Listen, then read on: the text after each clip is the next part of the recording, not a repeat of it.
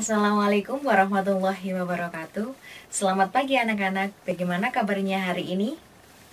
Anak-anak, sebelum kita memulai mata pelajaran geografi kali ini, marilah kita berdoa menurut agama dan kepercayaan masing-masing.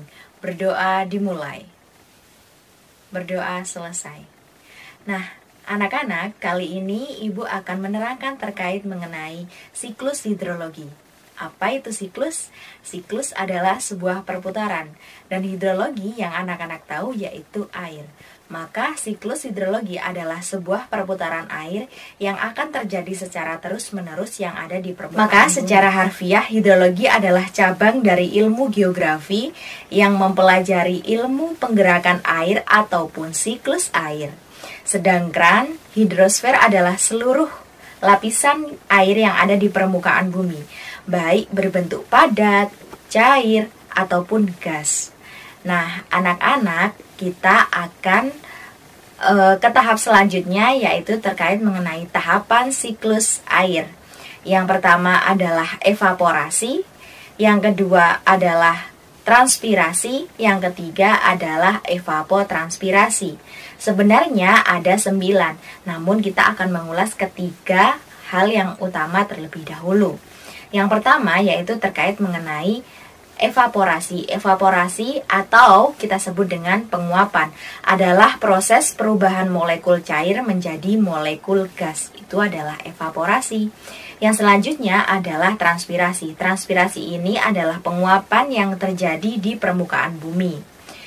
Yang selanjutnya adalah evapotranspirasi. Evapotranspirasi adalah sebuah penguapan yang terjadi antara gabungan yang antara di lautan ataupun di daratan, sehingga dinamakan evapotranspirasi karena terjadi antara dua hal tersebut. Nah, anak-anak, yang keempat adalah sublimasi. Apa itu sublimasi? Sublimasi adalah sebuah peristiwa pencairan es menjadi air, yaitu yang biasanya kita lihat berada di daerah kutub. Nah, apabila anak-anak tahu, es tersebut akan mengalami penguapan ketika adanya sinar matahari di sana, maka es tersebut akan mengalami sublimasi, yaitu pencairan es menjadi cair. Nah, Ibu akan membahas ke yang nomor 5. Nomor 5 tersebut yaitu terkait kondensasi. Apa itu kondensasi? Kondensasi adalah proses perubahan uap air menjadi cairan. Fase ini terjadi apabila uap air yang naik menuju atmosfer berada pada titik tertentu. Kemudian perubahan menjadi titik-titik air. Titik-titik air inilah yang menjadi awan nantinya dan akan mengalami titik jenuh, sehingga lama-kelamaan awan tersebut akan menjadi hitam. Yang keenam yaitu adveksi. Adveksi adalah awan yang telah terbentuk pada fase sebelumnya akan berpindah menuju ke lokasi yang lain karena pengaruh angin yang membawa awan tersebut akan bergerak ke kanan ataupun ke kiri dari daerah barat ataupun ke daerah yang timur. Yang nomor 7 adalah presipitasi. Presipitasi tersebut yaitu fase persiapan ataupun proses turunnya hujan atau proses mencairnya awan, yaitu ke suhu yang paling tinggi, sehingga apabila awan tersebut sudah berada di proses ataupun berada di suhu yang paling tinggi dan awan tersebut mengalami proses kejenuhan, maka lama-kelamaan awan tersebut akan turun hujan yang bisa kita lihat dalam kehidupan kita sehari-hari. Yang kedelapan yaitu runoff. Runoff adalah sebuah peristiwa hujan yang jatuh ke permukaan bumi di wilayah daratan tinggi. Peristiwa ini biasanya terjadi pada daerah pegunungan yang notabene memiliki suhu yang sangat tinggi, sehingga curah hujan di sana sangatlah tinggi ataupun sering terjadi karena suhu tadi yang berada pada titik tertentu. Yang selanjutnya adalah infiltrasi.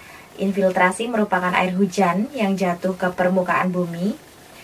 Tidak seluruhnya langsung menuju ke danau, melainkan air ini akan melalui daerah permukaan, yaitu biasanya mengalir pada area-area resapan, terus pori-pori yang ada di permukaan tanah, sehingga air hujan yang turun ke dalam tanah maka akan diserap kembali oleh tanaman, sehingga air ini bisa sangat bermanfaat untuk tumbuh-tumbuhan di sekitar kita. Nah, sekarang kita akan ke proses siklus hidrologinya.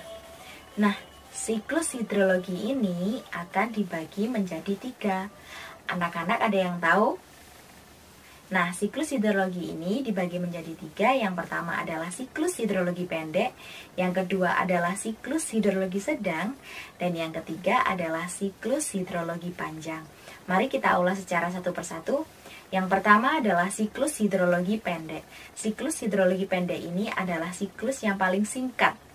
Siklus ini terjadi penguapan di daerah perairan, yang biasanya kita tahu adalah daerah danau ataupun daerah pantai dan lautan, karena yang langsung terpapar oleh sinar matahari. Maka dengan adanya sinar matahari akan mengalami penguapan.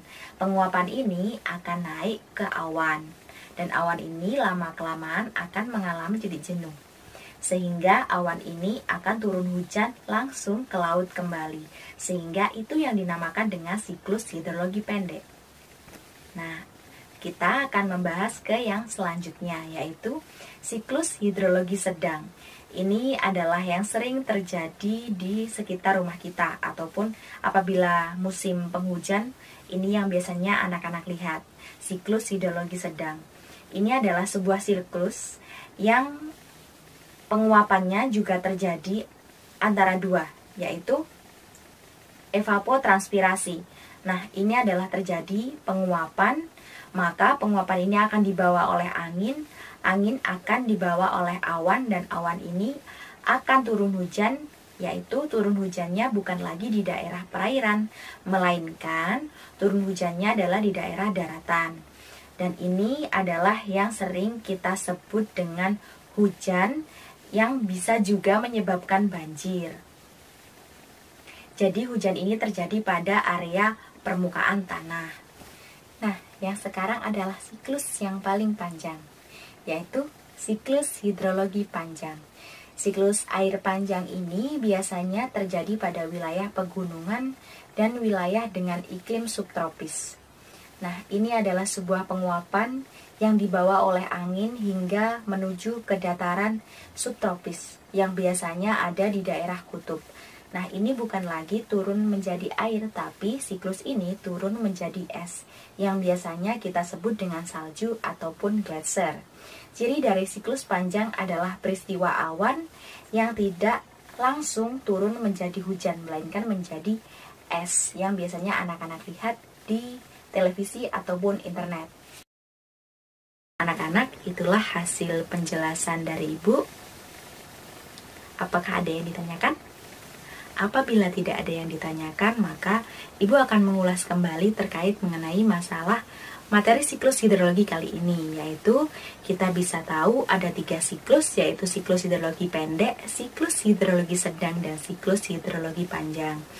Yang anak-anak tahu, kita harus bisa memanfaatkan dan kita harus bisa bijak menggunakan air ini secara maksimal.